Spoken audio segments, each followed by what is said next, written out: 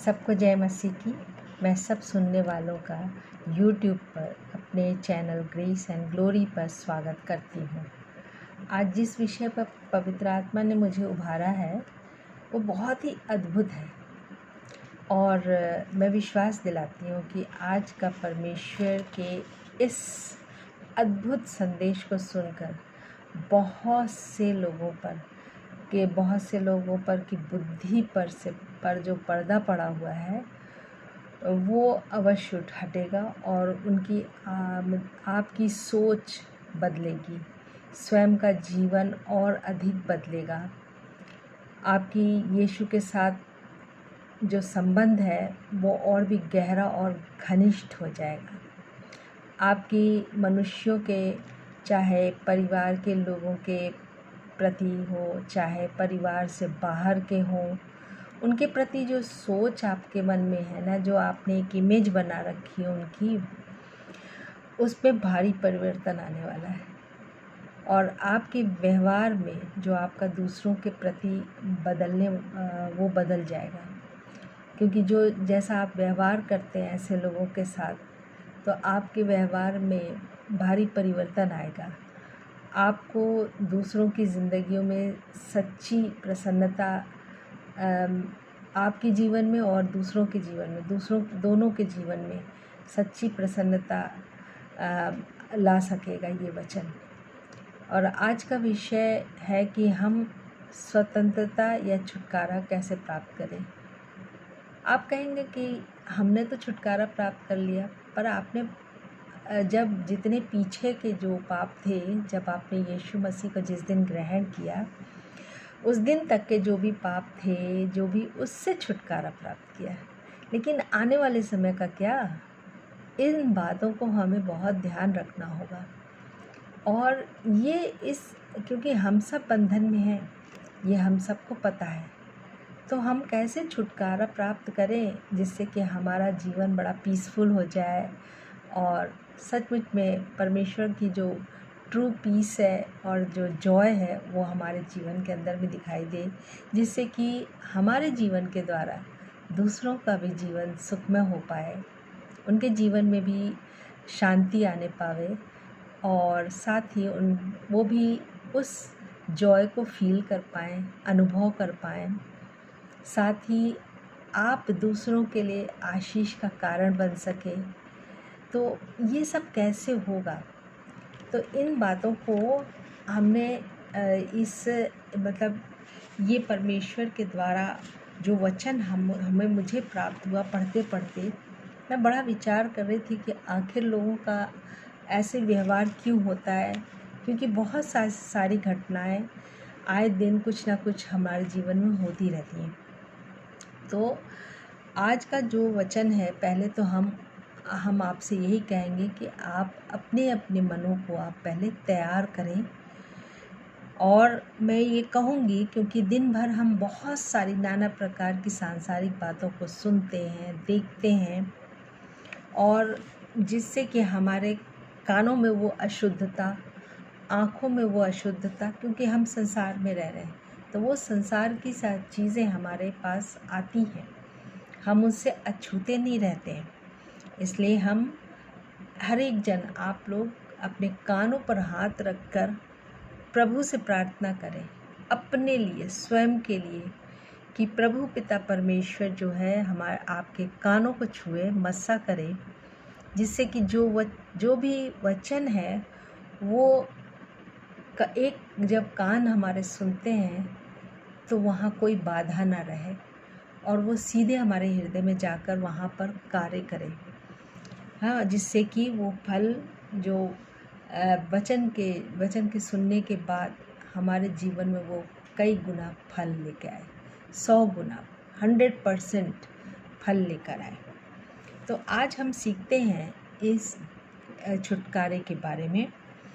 और हम सभी, क्या आप हैं, क्या मैं हूँ, हम सभी कभी ना कभी बहुत बार बहुत सी आदतों के, बहुत से व्यवहार में और बोली में, फिर हमारे एटीट्यूड में, हम ऐसे बातों में जकड़े होते हैं जो कि दूसरों को भी नहीं मालूम होता, और हम अपने जीवन में बड़े अशांत से रहते हैं।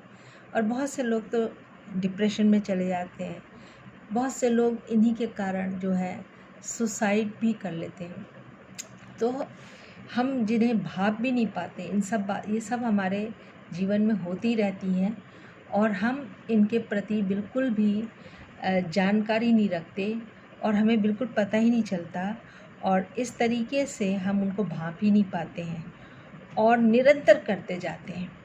हमारे चारों तरफ एक्चुअली क्या है कि हम लोग दुनिया में रहते हैं, परंतु हमारे चारों तरफ एक आत्मिक दुनिया है। और इसको हम जब पढ़ते हैं तो इफिसियों 6:12 में हम बहुत छठे अध्याय के 10वें पद से हम देख पाते हैं कि यह आत्मिक आत्माएं हैं, ये आत्मिक दुनिया है, ये किस प्रकार से मनुष्य के जीवन को प्रभावित करती रहती हैं, और ये अच्छा प्रभाव नहीं डालती। ये तो 100% है, क्योंकि ये जो आत्माएं हैं ये दुष्ट आत्माएं हैं, और ये अशुद्ध आत्माएं हैं, और ये शैतान के राज्य की हैं, उनके पदाधिकारी हैं, उनके अलग अलग क्षेत्र में कार्य करने के लिए उनको पद मिला हुआ है। और ये जब आते हैं तो ये हम पर बहुत हमला करते हैं, और इसको हम समझ भी नहीं पाते हैं। तो ये अंधकार की सत्ताएं हैं, ये अंधकार की सत्ता है, और ये सब जो है शैतान के अंधकार की सत्ता के कर्मचारी होते हैं, और वे हमारे जीवन के किसी न किसी पहलू को जकड़ लेते हैं। तो सबसे पहले हम देखेंगे कि किनको छुटकारे की आवश्यकता होती है। तो मैं ये कहूँगी कि जितने भी मनुष्य हैं इस दुनिया में, सभी कोई इन दुष्ट आत्माओं के जकड़ में हैं, इनके बंधन में बंधे हुए हैं। चाहे क्योंकि मैं ये और इसी कारण मैं ये कहूँगी कि हर एक जन को छुटकारे की आवश्यकता है, प्रत्येक मनुष्य को छुटकारे की आवश्यकता है। और क्योंकि ये मुझे लगता है, और क्योंकि मुझे भी छुटकारे की आवश्यकता होती है, कहीं ना कहीं हम प्रभावित होते हैं। तो सबसे पहले हमें अंदर से, हमारे अंदर में ये आप निश्चय करें, ये एक्सेप्ट करें कि हमें छुटकारे की आवश्यकता है, तभी आप इन बातों से निकल पाओगे। तो आपकी डिलीवरेंस की जो एक्सेप्टेंस है वो बहुत आवश्यक है। इसलिए आप इसी समय अंदर ही अंदर प्रार्थना करें कि हाँ, और कहें अभी कि हाँ, मुझे छुटकारे की आवश्यकता है, हाँ, मुझे डिलीवरेंस की आवश्यकता है, और मैं इसको एक्सेप्ट करता हूँ या करती हूँ। मैं स्वयं परमेश्वर से मांगती हूँ कि मुझे आप हर दुष्ट के हर बंधन से स्वतंत्र करें। मैं स्वयं, क्योंकि ये प्रतिदिन प्रार्थना करना चाहिए, क्योंकि ये प्रतिदिन हम पर आक्रमण करती रहती है।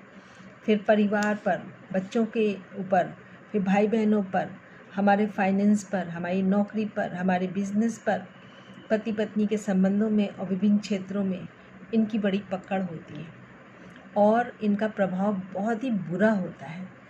कई बार आप देखोगे कि बच्चे कहीं और निकल जाते हैं, ऐसे बुरी तरीके से उनका जीवन बहुत गंदा, और मतलब कि एक्सेप्ट नहीं करने लायक ऐसा लगता है, और आप भी दुखित होते हो। तो उनके जब हमारे ऊपर प्रभाव डालते हैं ना, तो ये हमें सिर्फ दुख और सताव देते हैं। कभी वो अच्छा नहीं कर सकते, क्योंकि शैतान जो है वो अच्छाई का नहीं है, भलाई का नहीं है, केवल दुष्टता उसके पास है, और वो सिर्फ सताव के लिए है, और इस चीज़ को हम जानते हैं। और इसलिए जब इनका प्रभाव पड़ता है तो हमारे स्वास्थ्य पर दिखाई देता है, हमारे फाइनेंसेस पर दिखाई देता है, हमारे आपसी संबंधों में दिखाई पड़ता है, हमारे बच्चों के जीवन पर दिखाई पड़ता है। और जब इनकी पकड़ होती है ना, तो बहुत ही इनका दुष्प्रभाव दिखाई पड़ता है। तो हमें इन सब चीज़ों से स्वतंत्रता चाहिए ही चाहिए। तो आप सब तैयार हो जाएं कि हाँ, आज आपको जब वचन सुन रहे हो तो आपको निश्चित रूप से छुटकारा मिलेगा। वो रास्ता आपको दिखाई देगा, वो बातें समझ में आएंगी जिससे कि आप डिलीवर होगे ही होगे। यदि मैं कहूँ कि अगर क्रिश्चियंस की बात करें तो क्रिश्चियंस कहेंगे कि हम तो दुआ करते हैं, हम तो इस चर्च जाते हैं, हम तो बाइबल पढ़ते हैं, बहुत सी बातें कहेंगे, है ना। तो बहुत से लोग जो सचमुच में यीशु के साथ चल रहे हैं, वचन को पढ़ते हैं बड़ी ही गंभीरता के साथ और उसको अपने जीवन का आधार बनाते हैं, वो सचमुच में यीशु से बहुत प्यार करते हैं और उनकी शिक्षाओं में बने रहते हैं, यीशु मसीह की शिक्षाओं में बने रहते हैं। वो बॉर्न अगेन कहलाते हैं। वो पूरी तरीके से मतलब जब इन्होंने बैप्टिज़्म लिया तो उस समय पूरी रीति से अपने आप को यीशु के हाथ में समर्पित किया। उस समर्पण के साथ जो बैप्टाइज्ड होते हैं और यीशु की राह पर चलते हैं, तो ये इस प्रकार के जो क्रिश्चियंस होते हैं वो कभी भी ये दुष्ट आत्माएँ उनके अंदर जाके रह नहीं पाती हैं, क्योंकि वहाँ पवित्र आत्मा का कार्य पवित्र आत्मा अपना कार्य करता रहता है। क्योंकि हम जो हैं ऐसे क्रिश्चियंस जो होते हैं वो पवित्र आत्मा के हाथों में अपने आप को उसके अधीन कर देते हैं कि पवित्र आत्मा आप मेरे जीवन में कार्य करें और मुझे यीशु के जैसा बनने में मेरी सहायता करें। तो जब आप इस प्रकार का सबमिशन आपके अंदर होता है और आप सबमिट होते हो, सरेंडर करते हो, तब वो जीवन में आपके कार्य करता है। तो और दूसरे प्रकार के एक और क्रिश्चियंस होते हैं जिनको हम बोलते हैं नॉमिनल, कि वो नियम से चर्च भी जाएंगे।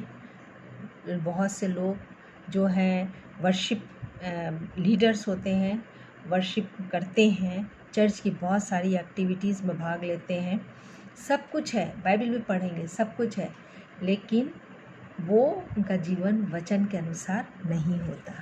तो ऐसे लोगों को के अंदर बड़ी ही आसानी से, क्योंकि उन्होंने अपने आप को पवित्र आत्मा के अधीन नहीं किया होता है, वो सबमिटिव नहीं होते, वो उन्होंने अपने जीवन को पूर्ण रीति से सरेंडर नहीं किया होता है। तो ऐसे में दुष्टात्माएँ जकड़ लेती हैं उनको कहीं ना कहीं तरीके से, बहुत सी गंदी आदतों में जकड़ लेती हैं, बहुत से ऐसे बुरे विचारों में, बहुत से ऐसे चीज़ों को देखने में उनको बड़ा आनंद आता है जो कि हमें नहीं देखना चाहिए, क्योंकि ये सब जो होती हैं वो दुनिया की लस्ट है और हम इन वासनाओं में घिर जाते हैं ऐसे लोग।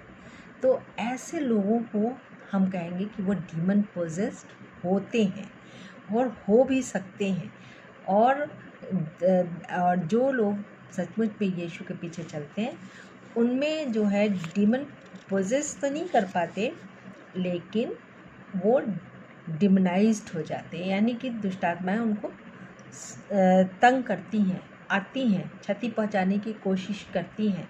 लेकिन ऐसे में जब आप सतर्क रहते हो वचन के द्वारा और परमेश्वर में बने रहते हैं, तो ऐसे में जो है वो उनको हमारे पास अधिकार है, क्योंकि यीशु मसीह ने हम सबको ये अधिकार दिया, दुष्ट आत्माओं के ऊपर पूरी रीति से अधिकार दिया। और जब हम इन सब बातों को जान जाते हैं तो हम उन अधिकारों का प्रयोग करने लगते हैं और इस तरीके से हम बचे रहते हैं और हम उनसे प्रभावित नहीं हो पाते। जैसे घर की सफाई हम रोज़ करते हैं ना, घर में क्या होता है, जैसे घर में बहुत सारे हर समय देखो, तो आज अभी आपने सुबह साफ़ किया, डस्टिंग करी, सब कुछ करी, परंतु शाम तक होते होते चीज़ों के ऊपर आपको धूल नज़र आने लगती है। तो रोज़ धूल धक्कड़ आती ही जाती रहती है और हमें झाड़ू पोछा फिर डस्टिंग करने की आवश्यकता होती ही होती है। तो उसी तरह हम प्रतिदिन पाप को पानी की तरह पीते रहते हैं, क्योंकि संसार है और संसार में हम बहुत सी आँखें हमारी देख ही लेती हैं, परंतु क्या देख लिया और मन में कोई सोच नहीं आई, लेकिन आँखों से देख ही लिया, कानों से कुछ गंदी बातें हमारे कानों में अंदर घुसी, लेकिन हमने उसको अनुमति नहीं दी, क्योंकि हम पर ऐसे जा रहे हैं। तो इस तरीके से हम देखते हैं कि हमारी आँखें, कान, ज़ुबान, हाथ, पाँव, ये सब जितने भी हमारे ये बाहर के अंग है ना, वो हमारा मन कितने सारे पाप कर ही देते हैं। और जो ये सब जो है गंदगी है, और ये सब हमारे अंदर आ ही जाती है, क्योंकि रहते तो हम इसी दुनिया में हैं और हम इससे बच भी नहीं सकते। तो इस दुनिया में रहकर, इसीलिए बाइबल में क्यों लिखा है, संसार में रहकर, आप संसार में तो रहते हो पर सांसारिक ना बने।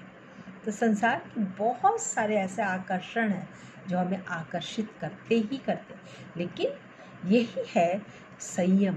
ये एक आत्मा का फल है संयम। तो जब हम संयम रखते हैं तो हम इनसे बचे रहते हैं, लेकिन कहीं ना कहीं हम अछूते नहीं रहते, ये मैं दावे के साथ कहती हूँ। तो प्रत्येक को इन बातों से स्वतंत्र होने की आवश्यकता है। आइए हम बाइबल से एक प्रकरण को पढ़ते हैं जहाँ पर यीशु मसीह के द्वारा क्या हुआ है, वहाँ इन बातों को देखेंगे। मरकुस रचित सुसमाचार उसका 1 अध्याय और उसके 23वें पद से हम पढ़ेंगे। मैं पढ़ती हूँ। तो 23वें पद में लिखा है कि उस समय सभा घर में, यानी कि यीशु मसीह कहाँ गया है, आराधनालय में, सभा घर में वहाँ गया है। और सभा घर में जब गया वहाँ, तो वहाँ पर क्या हुआ, वहाँ पे सभी तरीके के लोग हैं, लेकिन उस समय सभा घर में एक मनुष्य था, वहाँ एक मनुष्य भी बैठा हुआ था। और कौन सा मनुष्य था वो, जिसमें एक अशुद्ध आत्मा थी। उसने चिल्ला के कहा, उसने पहचान लिया, क्योंकि दुष्ट आत्माएं यीशु को पहचानती हैं, और इसलिए उसने चिल्ला कहा, हे यीशु नासरी, हमें आपसे क्या काम, क्या आप हमें नष्ट करने आए हैं? मैं आपको जानता हूँ कि आप कौन हैं, आप परमेश्वर के पवित्र जन हैं। तब यीशु ने उसे डांट कर कहा, चुप रह और उसमें से निकल जा। और तब अशुद्ध आत्मा ने उसको मरोड़ा और ऊंची आवाज़ से चिल्लाती हुई उसमें से निकल गई। तो यहाँ पर हम क्या देख रहे हैं कि यीशु मसीह ने क्या किया? क्या यीशु मसीह ने उस आदमी से कहा सभा घर छोड़कर निकल जा? नहीं, यीशु मसीह ने क्या किया है? और ये व्यक्ति देखो एक बड़ी इम्पॉर्टेंट जगह पर है, सभाघर, जहाँ पर लोग मीटिंग करते हैं, आराधना भी करते हैं, तो वहाँ पर वो है। तो क्या यीशु मसीह ने उसको वहाँ से निकाल दिया, उस व्यक्ति को? नहीं, उस व्यक्ति को उसने नहीं निकाला, परंतु उस व्यक्ति के अंदर जो दुष्टात्माएं थीं, उस दुष्टात्मा को उसने कहा कि क्या कहा उसने, चुप रह, उसको बिल्कुल बोलने नहीं दिया, क्योंकि दुष्टात्माएं यीशु मसीह पहचानती थी। और जब उसने बोलना शुरू किया यीशु मसीह के बारे में ना, तभी यीशु मसीह ने उसको चुप करा दिया। इसीलिए जब ऐसे व्यक्ति हमारे जीवन में आते हैं सामने, तो हमें उन्हें चुप कराना, उन्हें कैसे, उन्हें नहीं, उनके अंदर बसी हुई उस दुष्टात्मा को चुप कराना। क्योंकि बिला वजह आप देखोगे कि बिना वजह के ही बहुत से लोग अनाप शनाप बोलने लगते हैं, आपको कभी गालियाँ देने लगते हैं, उनको गुस्सा आने लगता है, वो क्रोधित होते हैं आपको देखकर कभी कभी, और कभी आपके साथ में बड़ा दुर्व्यवहार करने लगते हैं, जिसका कोई मतलब कारण भी नहीं होता है, बिना कारण के। तो ऐसे में आप समझ जाओ कि वो दुष्टात्मा उसके अंदर है, और आप यीशु के मानने वाले हो तो उसको डर लग रहा है, क्योंकि दुष्टात्माओं को ऐसे लोगों से बहुत डर लगता है, वो भयभीत रहते हैं। तो ऐसे में क्या करना आपको, जैसे ही वो ऐसी बात बोलने लगे तो उसी समय चुप कराना है, और उसे डांट कर यीशु के नाम से डांटना है कि वो वहाँ से उसको छोड़ कर निकल जाए। उस व्यक्ति को आप डिलीवर करो, उस दुष्टात्मा से उसे छुटकारा दो। तो आज हम देखते हैं कि ये जो बातें होती हैं, ये बहुत सी जगहों में होती है। एक बार मैं आपको बताती हूँ कि मैं बनारस गई थी, और बनारस में एक चर्च में मुझे वहाँ पर प्रीच करना था, और मैं वहाँ गई, और जब तक मैं प्रीच कर रही थी तब तक तो वो बहुत ध्यान से चुपचाप सिर झुकाए बैठी हुई थी, एक स्त्री थी। और जैसे ही मैंने प्रार्थना करना शुरू किया वैसे वो इतना ज़ोर ज़ोर से चिल्लाने लगी, इतनी ज़ोर ज़ोर से चिल्लाई, लेकिन मैं विचलित नहीं हुई क्योंकि मैं इन बातों को जानती थी। और ये परमेश्वर परमेश्वर के आत्मा के द्वारा मुझे इस बात का ज्ञान था कि ऐसे समय में मुझे क्या करना है।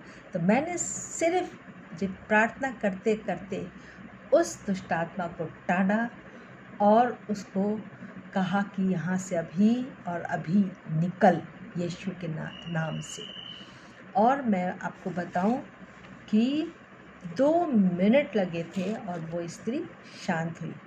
ऐसे ही हम देखते हैं कि चर्च तो इस तरीके से हमें इन सब पर विजय प्राप्त करना है। हमको इसको एक तो अनदेखा नहीं करना है, अनसुना नहीं करना है, परंतु हमें इन बातों को पर हमें बहुत इम्पोर्टेंस देनी है और उसके हमें प्रार्थना में जाकर उन सबको यीशु मसीह के नाम से, जो कि सामर्थी नाम है, उस सामर्थी नाम से इन दुष्ट आत्माओं को डांटना और झिड़कना है और उन्हें उस व्यक्ति के अंदर से निकालना है और उस व्यक्ति को स्वतंत्र करना है। देखिए, चर्च में है, बड़ी प्रार्थनाओं सभाओं में अलग अलग तरह के लोग आ जाते हैं। और अगर देखा जाए तो जैसे बहुत से रोगी आ जाते हैं, बहुत से बीमार लोग होते हैं वहाँ। बड़ी बड़ी सभाएं जब होती, शराबी भी आ जाते हैं, फिर दुष्ट आत्माओं से ग्रसित लोग आते हैं और कुछ स्वस्थ भी होते हैं। कुछ को देखो तो टैटू से भरे हुए, पूरा शरीर ही टैटू से भरा हुआ है। बहुत से लोग नशे से भरे हुए।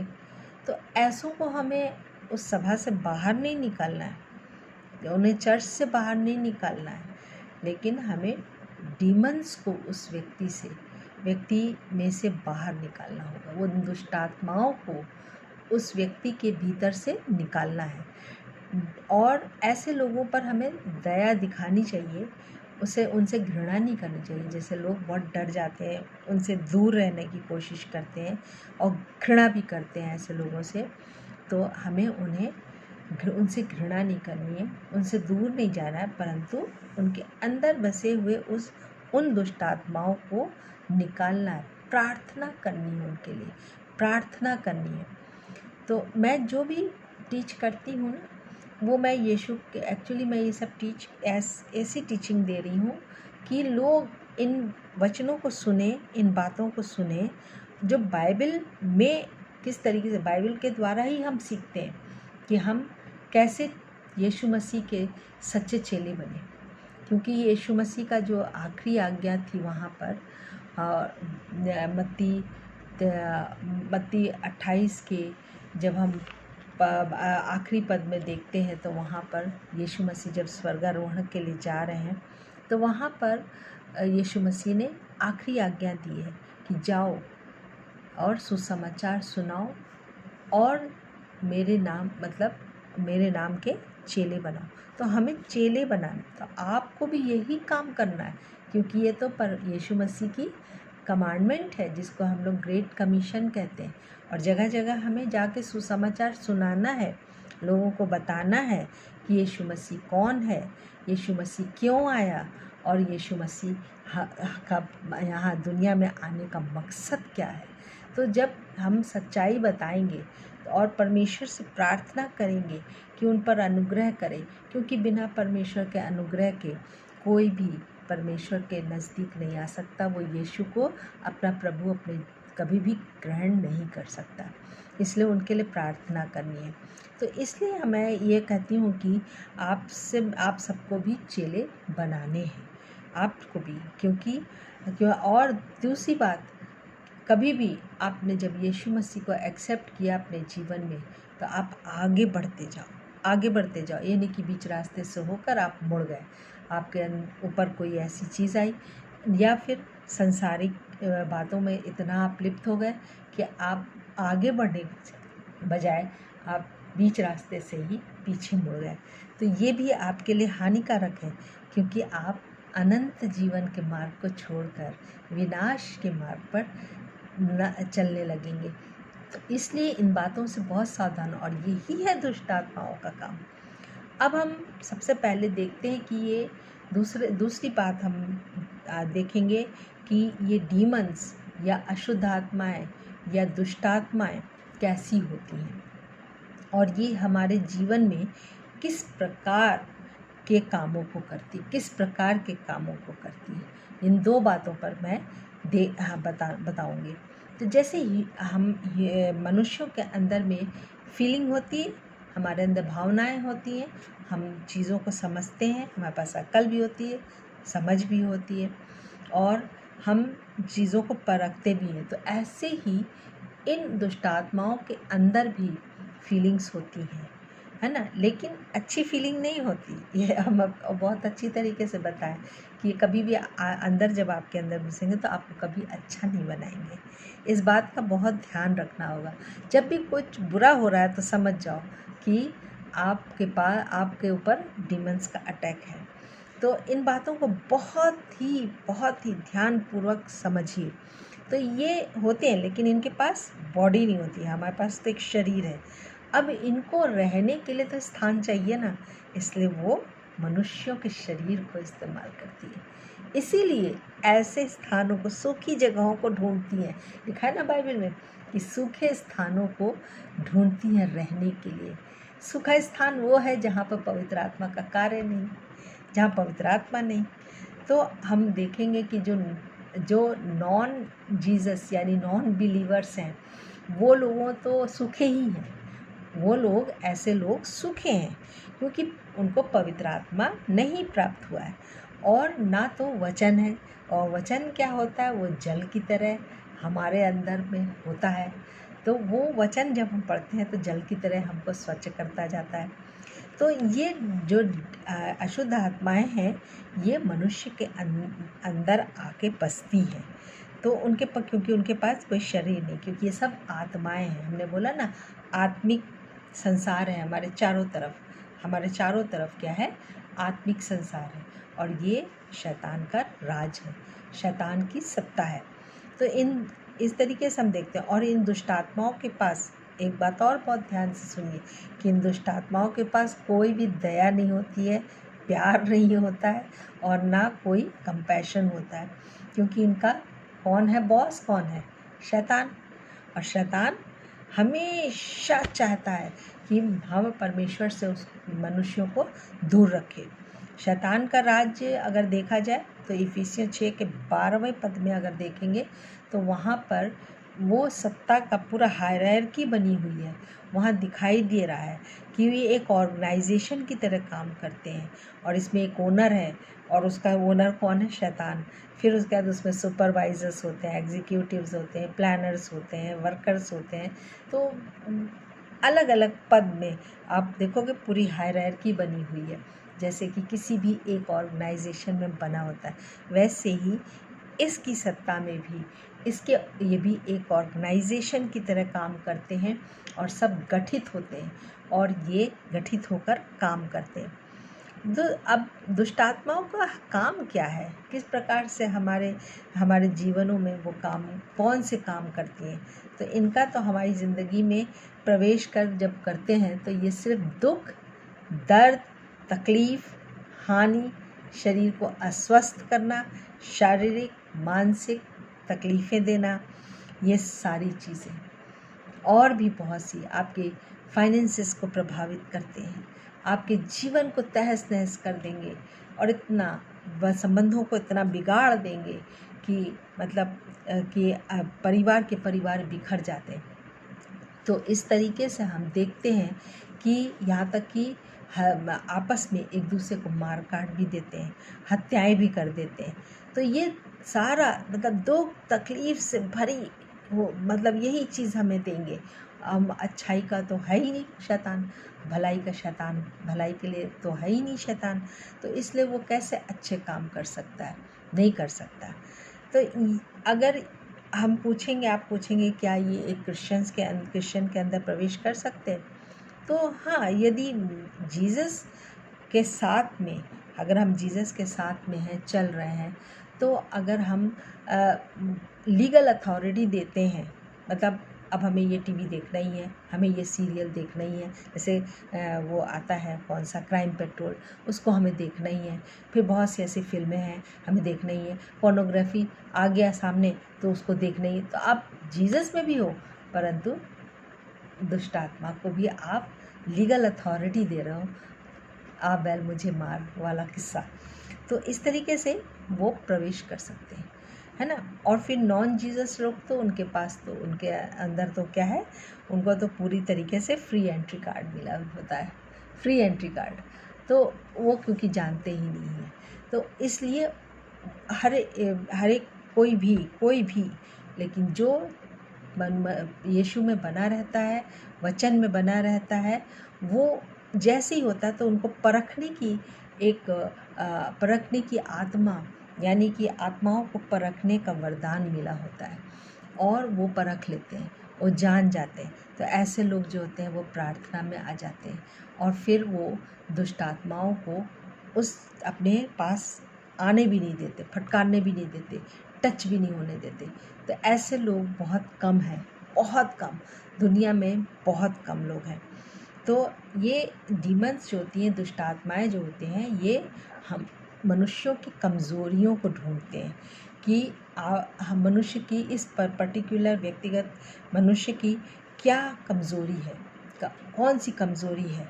और जो है कभी कभी हम क्या होता है, जब हम गलत सोच भी लेते हैं तो दुष्ट आत्माओं को लीगल राइट मिल जाता है, और वो हमारे अंदर प्रवेश करने में सफल हो जाते हैं, क्योंकि हमने उनको लीगल राइट दिया।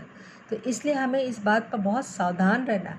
हम लोग का जीवन जो है, क्रिश्चियंस का जीवन, मसीहों का जीवन बहुत ही सावधानी पूर्वक चलने का होता है। तो बहुत बार ऐसा होगा, फैमिली में बड़े अच्छे रिश्ते हैं, आपस में सबका परिवार का बड़ा अच्छा माहौल है, बहुत अच्छा माहौल है, लेकिन दुष्ट आत्मा प्रत्येक की कमज़ोरी को जानती कि कौन है क्रोधी स्वभाव का, कौन है घृणा करने वाला, कौन है चुगलखोर। घरों में चुगलखोर भी होते हैं, इधर की बात उधर, उधर की बात इधर, फिर उसके बाद बिचिंग करना और आप बुराइयां करते हुए एक दूसरे की। तो ये दुष्ट आत्माओं को पता है कौन व्यक्ति के अंदर में कौन सी कमज़ोरी है। तो इस तरीके से वो जब आप इस बात का ज्ञान हो जाएगा, तो आपका कोई कैसे बोल रहा है आप तुरंत समझ जाओगे, और तब आपका व्यवहार जो होगा उस व्यक्ति के प्रति बड़ा डिफरेंट होगा। आप नहीं क्रोधित होगे, है ना। जैसे आपको पता चलेगा ना, तो आप उसकी बातों को सुनकर रिएक्ट नहीं करोगे, क्योंकि आप प्रभु में हैं, और उसकी सामर्थ्य से आप उस दुष्टात्मा को